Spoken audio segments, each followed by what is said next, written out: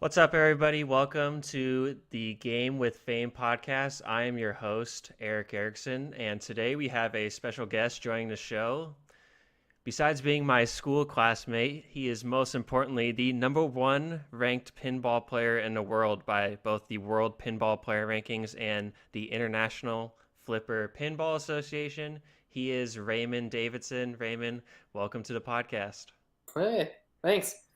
And in June, you competed in the IFPA World Pinball Championship, and that was in Keswick, Ontario, where you captured your second title in the event. Can you tell me just a little bit about your experience there in June in Ontario? Yeah. Well, it's the top 64 ranked players in the world. It's actually there's like two representatives from every country, and then the rest get filled in by the best ranked players. So you get a sprinkling of people coming from Australia, New Zealand, the England, a lot of Sweden representatives, and basically just the best of the best, all competing for 3 days straight of pinball, and then at the end of it, there's a big single elimination bracket, and then I made it to the top. And like I said, this is your second title in the event, back-to-back championships. Is that correct? Yeah. Last year was in Denmark, and that was the first time I had traveled internationally to play pinball. And I mostly just went over to Copenhagen. I was like, well, that's where the World Championships is this year. I gotta at least try, and it'll be cool to visit somewhere I hadn't been. And I ended up winning the whole thing, and I was like, holy crap! So then I had to go this year to defend my title, and did it again. So we'll see if I can three-peat it next year in Italy. And you became just the ninth person to have multiple championships in the event. How did this year's championship run compare to that first time when you were in Denmark? Uh, it was it was pretty similar. The time in Denmark was extra special because in the finals I got to play against someone who was kind of my mentor. His name's Kaylee George, and he was like really good when I was growing up, and he was like the best player in Seattle by far, and he taught me a lot of things. So facing off him in the finals last year was like really special. So this year it wasn't quite that cool, but it was neat in the fact that I went against somebody who had never lost a finals. Like anytime this guy has gotten to the final two, he'd always won. So I finally got to end that streak of his. And what was your relationship? I know you were able to play a lot at his house growing up because you weren't able to get into bars and those kind of things. What's your relationship like with him? Yeah, that's definitely true. Basically, he would invite me over to his house and show me, teach me how to play games in a competitive mindset. Because until then, I was just playing in a fun mindset and like trying to get, on the high scoreboard or just play the game for a long time. But he was the one that showed me that there was, a certain way to play this particular game because it gives you the most points, doing this, doing that. And he basically, anytime I had any questions, I'd ask him, and it was just someone I really looked up to because he was really good. And watching him play was really impressive. And when you were back this year, did you feel in Ontario, did you feel any added pressure knowing that you were the defending champ and you kind of had a target on your back, so to say? Yeah, I definitely felt pressure for not, sucking, like not bombing out in the first round or going out early. And that was actually the hardest round for me was the first round of the single elimination matches. I was feeling the stress because I was like, I don't want to get eliminated. But like once I got through that first round, then I was like, oh, right, okay, I can play pinball. Like, all right, just do what I normally do. So it can really go in waves of high stress and emotional, you got to manage that and just play the game. And you've traveled to play in pinball tournaments internationally, like to Denmark, and you said to Italy next year, and you've traveled nationally around the United States. What have been some of your favorite places and memorable trips you've made going to play in pinball tournaments?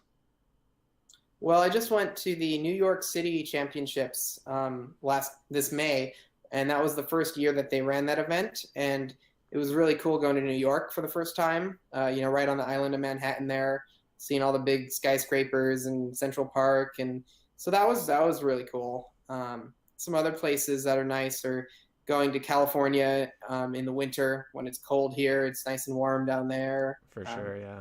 There's one tournament called "It Never Drains" in Southern California, which is a play on drains, like drain your ball. Um, and that tournament is always nice to do in the middle of January when it's cold here. And going back to your history with pinball, you first started playing when you were about 5 or 6 years old, because your grandpa had a machine. What are kind of your earliest memories of pinball and your experiences at that time? Yeah, I it's hard to remember now, but I just remember always being glued to that machine in my grandparents' basement. My other cousins would be playing video games or in the pool because my grandpa also had a pool, but like I would just be playing the pinball machine because I was so addicted to it. And I guess it just kept growing and growing, and you know developed a passion for it. And when you were in the sixth grade, your dad bought you a machine, so you probably around like 11 or 12 years old. Yep. Uh, was that kind of when you started taking things to that next level? It was a stepping stone for sure. It was the first step in really getting a lot of hours in and sort of developing, how to play and finding out that I just really, really like it. But the big step to my next level was when the 2011 or 2010, there was a tournament called the Northwest Pinball Championships that I did really well at, and that was when I decided I actually won like $2,200 in this giant brick of cash in like $2 bills, which was hilarious. Um, and I used a lot of that money to start flying to like Pittsburgh and other places, and that's when I kind of leveled up and was like, oh, I can do this, internationally. I can compete against the best in the world. And with hobbies like that, sometimes like games and stuff like that, sometimes parents will try to push you away as you get older. How important was that your parents were very supportive of you playing pinball to even, do the big thing of buying you a machine and bringing it home for you? Oh yeah, it was. I mean, my dad and we would play just growing up. It was something we would do whenever we were at my grandparents' house. So my dad and I shared a good bond playing pinball, and they'd always been supportive of helping me out, financially a little bit, or basically watching me on stream, or they were up at 4 in the morning our time watching me win the finals in Europe. And when I got the text messages, over there, I was like about to cry a little bit. It was pretty cool. That's awesome. And when did you compete in your first competitive pinball tournament? I think that would be 2008. It was one of the Northwest Pinball Championships that was attached. It was part of the Northwest Pinball and Arcade Room show, and it's like a big pinball expo every year that had a tournament. And I mostly went just to play pinball in the expo because I was young, there wasn't anywhere to play, but I saw they had a tournament, so I entered, and I think I min cashed. Like I got something, and I was like, wow, okay, I guess I'll do this again next year and the year after that, and kind of snowballed from there. And was there ever a point when you realized that this was your you realized like I'm really good at this. I'm ready to keep moving further along this path in the competitive scene. Yeah, I think it was that one second place in the Northwest tournament in 2011 that made me travel to Pittsburgh for the first time. That was a key moment, and then also just watching myself move up the rankings on the International Flipper Pinball Association website. That was actually really cool to watch it kind of go up and up and be like, hey, I'm still going up. Like I can do this. You know. Did you use those rankings kind of as motivation as you moved up, or did you try not to really worry about it and just focus on the play, and then with that the rankings would come? How did you kind of tackle that situation? Well, the rankings helped a lot as motivation because in order to really gain a lot of ground really quickly, you had to attend bigger events, certain events, and that meant traveling to like San Jose was pretty convenient to travel to, and they had a pretty big tournament every year. So I started going to that one. There's some in Portland that were popping up, so I started going to those because I knew that they would help my ranking. So it definitely was a big factor in getting me moving outside of the Seattle area. And you talked earlier about there's a difference between just going to the machine and playing pinball, and then knowing like the competitive strategies and the rules of the game and things like that. I think most people go into it like you said, they're just wanting to play the machine. How do you what are the strategies and the different rule sets that you look at when you're stepping up to a pinball machine, and how does that affect your play? Well, you really, it's all about maximizing the risk versus reward factor. So you find out which shots on the game, like how risky each of the shots are. So if I hit this like giant thing over here, it's going to send the ball out of control and it might end my ball. But if I hit this ramp, it's going to send the ball right back to my flipper and I can hit it again. But then you find out, oh, that ramp, it's not very risky, but like it's not actually giving you that many points. So you have to weigh the balance between the two and be like, oh, I need to, find what's the least risky way to get the most amount of points, is kind of what it boils down to. But what you first have to do is you have to overcome the defensive response that most people have of oh no, it's gonna go down the middle, I need to stop it, and start thinking about the offensive side of I need to hit that, I need to hit that, I need to do this. And the only way to really do that, I think, is to own a machine or know someone who owns a machine so they don't have to pay quarters. Because I think the reason people are so defensive is because it's like, I paid money for this, like I don't drain. But if you can focus, if there's less stress and you can focus on doing things, you get worse before you get better, sort of thing. Yeah. And when do you feel like at what point did you take on that offensive strategy? I started pretty early because I found out that games in the arcade, or in my case, it was more like games in Red Robin's or Alfie's Pizza. Basically, if you got a certain number of points, you could win a free game. And then you could play again without putting any quarters in.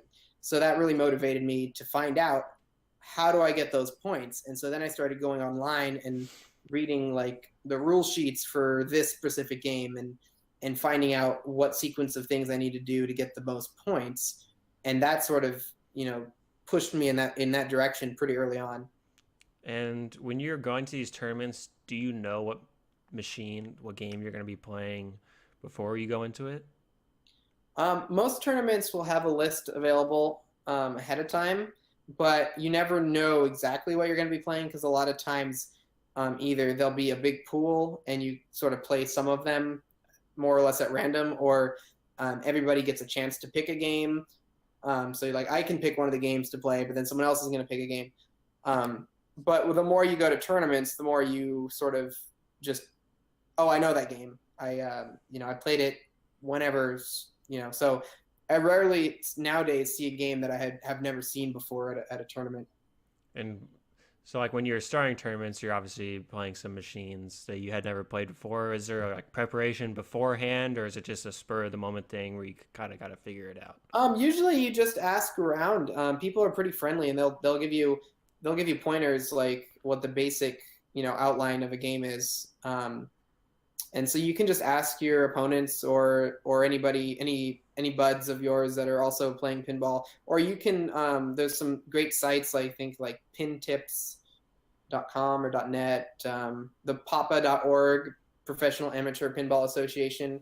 You can look up things on the fly. The internet is a magical thing. And do you have a favorite machine that, like when you're playing in a tournament, that would be your pick if you had it? I really like the Simpsons Pinball Party. It's a modern game that has very deep rule set and also pretty good theme integration, like the different Simpsons, TV episodes are like different modes in the game, and it's just super fun. But right now, my favorite game is Iron Maiden, which is this guy behind me. It's a new one that just came out, and the guy that designed it was the former number one player in the world, I still think he is the best player in the world because he's really good. He just doesn't play as much anymore. So it's cool that he left competitive pinball and started designing games and working on games, and it plays great. So that's my current favorite game. And we were talking off air before we started here. You said you own 10 pinball machines currently in your home. Are you playing all those machines all the time, or is the Iron Maiden machine kind of the one you put the most of your time into? How do you distribute that pinball playing time? Yeah, definitely Iron Maiden right now. Usually, whatever the newest game is the one that's getting the most love. But every once in a while, I'll go back and I'll play a game or two on something else. Or if I have people over, a lot of the times we'll just have like a pinball playing session, and then I'll probably play just kind of a couple different games, whatever people aren't playing, sort of thing. And you work full time as a computer programmer. Do you see any correlation or similarities in kind of what you do, the skills you use at work, and the skills needed to be a good pinball player? Oh, definitely. Yeah, I think to be a good pinball player, you really have to understand like logic and like sequencing and kind of figuring out like, oh, this does this, or spur of the moment decisions like my opponent is ahead of me by this much. What do I need to do to maximize my chance of winning? And it's really a thinking man's game in a lot of ways. At least a lot of the modern games are, because they're so complicated. There's so many shots and things. So I really like programming because it's you have to think really hard about, it's a lot of logical problems that you're running into, and it's all solvable if you do the right thing. And pinball is kind of the same way. It's like it's presenting you with a problem. Now you need to figure out what the best way to solve it is. And going back to that number one ranking, do you remember like the feelings you had or where you were and when you found out that you had reached that top spot?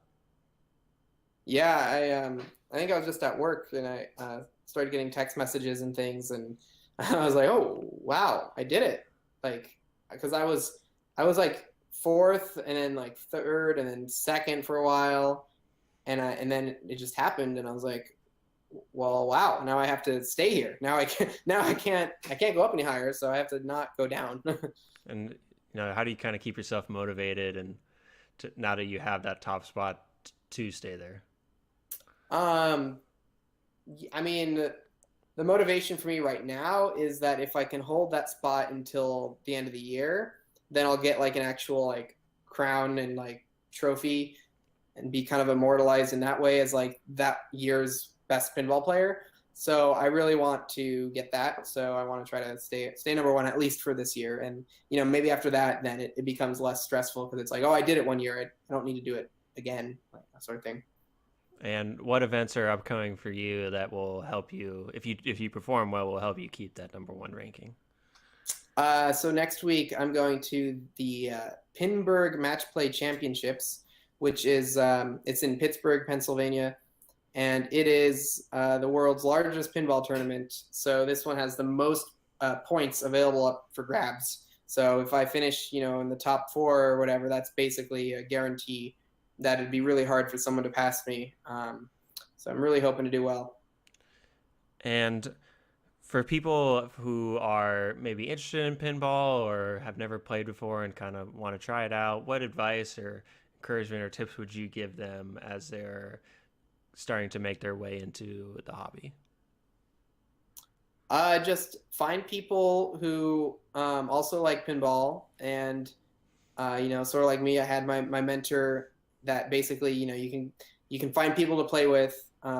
It's more fun if there's other people, both to compete against and also to ask questions and have fun with. And just basically, I just tell everyone that is getting into pinball, I think they should just know that there is an offense and not just a defense, and that if you're really passionate, you should, eventually you'll start getting better. It may feel like the game's rigged or like really hard, or every time I play pinball it just drains. It's like, yeah, it's meant to do that. You have to figure out how to not do that, and that the ball is in a lot more control than you think. So you just have to watch other people, see what people are doing, and just try to learn and try to try to follow that.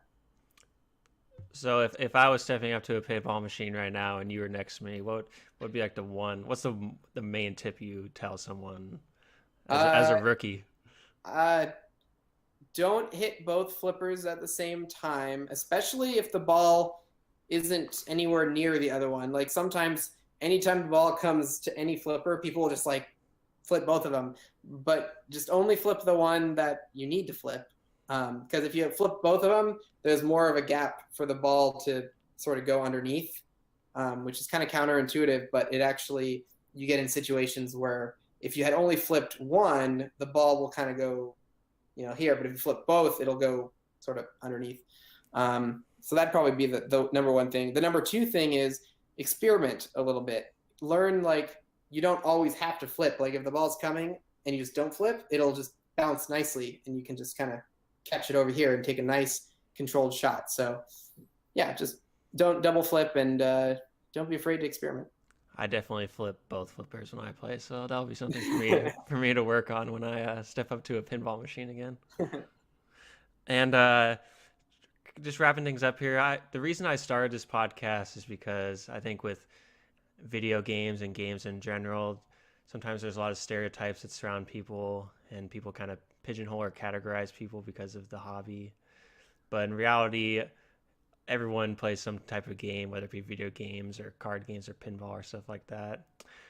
For you, did you ever feel like people stereotyped or kind of categorized because of your hobby? And so how did you deal with those situations?